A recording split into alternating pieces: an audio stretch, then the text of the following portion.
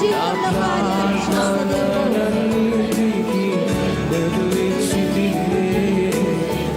దేవుడు.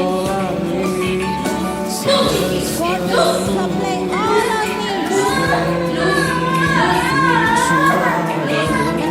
అంటే దేవుడు నాకు ఫ్రీడమ్ ఇచ్చాడు కదా, నేనేమన్నా చేస్తాను, నా ఇష్టం. My god is a free god, I can do everything. No no no, whatever you do, that should be according to the Holy Spirit. Whatever you do, it should be according to the will of God.